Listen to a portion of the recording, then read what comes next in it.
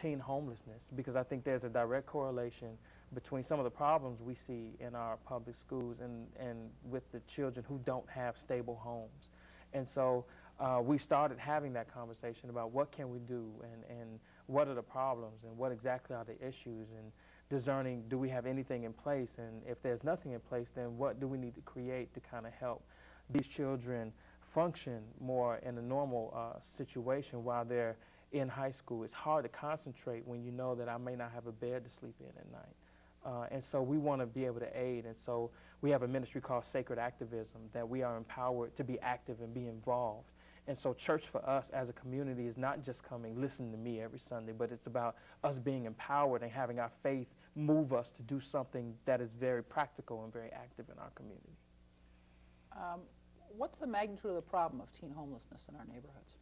Well, we're still discerning it. What we've collected so far is that from the Hyde Park area going further north, that there is a large percentage, there's a significant percentage of young people who live with friends, or they stay in homes that are abandoned, houses, structures that are abandoned, or they wander the streets. And so we've been engaged to kind of walk the streets and kind of find out what are the problems, and do you have a home, and what high school do you go to try to be able to kind of pinpoint that, what are the problems, and does the schools know? Sometimes the schools don't know what the situation is. And so we want to make this an issue, because I am a result of people investing in my life. People seeing the worth in me, and people who are much older than me saying that you're worth it, and putting me in environments where I could flourish and develop.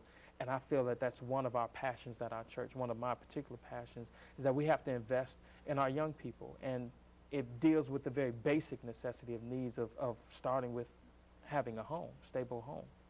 Were there any particular mentors in your own life who helped you along the way? Sure. I am one of those unique people, and I call myself privileged and blessed. I had two parents who raised me, you know, and everyone can't say that, and I don't take that for granted. They invested the best part of themselves in order for me to be a worthwhile individual.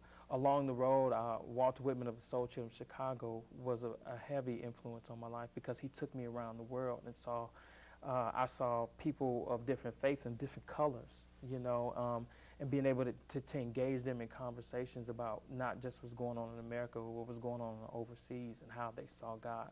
And so my teachers, everyone from my teachers to my basketball coach, and my basketball coach said, I'm not teaching you about basketball, I want to teach you about life. And so he was able to extrapolate life principles by letting us play around with basketball. So all along the way, I've had good coaching, and I think that underneath all of that is investment, and the church has to be able to invest in people. People are what we do, and we cannot be so concerned about creating buildings and having grand functions, and we forget that there are people in our congregations who don't know where they're going to get their next meal from. We have young people in our congregations who wander sometimes into our congregations just to have a safe place sometimes, that they don't have anything to go home to. And so we have to be able to kind of combat these issues, and it starts with first having the conversation. Because sometimes we see Christ and we see the church as, we say Jesus is the answer, and that's great, Jesus is the answer, but what are the questions? And so we want to talk about the questions, because the questions move us. It should trouble us, and it should nourish our faith to do something that is more engaged than just having church.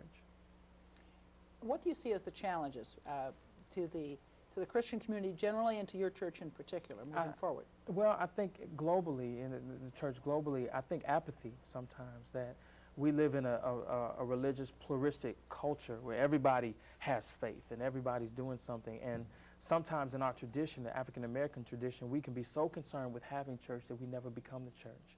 And so the challenge is to look at Jesus and what he did, and how he fed the poor, and how he was the voice for them that had no voice, and how he invested himself in disciples to spread the gospel. So we have to be able to get back to those basic principles and act that out, and not just say that this is what we are.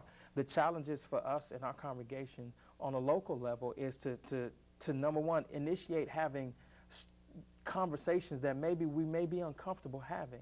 Having conversations and being active may stretch us out of our comfort zone. We maybe have to do some things that we've never seen done before. But I think if it has not been done before, then it is an opportunity for us to do it and do something innovative and do something very creative that stretches us, and that is issues of sexuality. We're partnering with Planned Parenthood of Chicago to have some real basic conversations on human sexuality, and then take it from there to say, well, how does my human sexuality affect my spirituality, and what does the Bible have to say, and kind of bringing it together. And I think up until this point, we've been afraid to have those kind of conversations.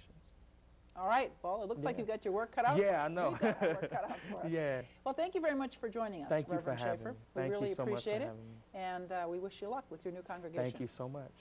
Thank Please you. stay tuned.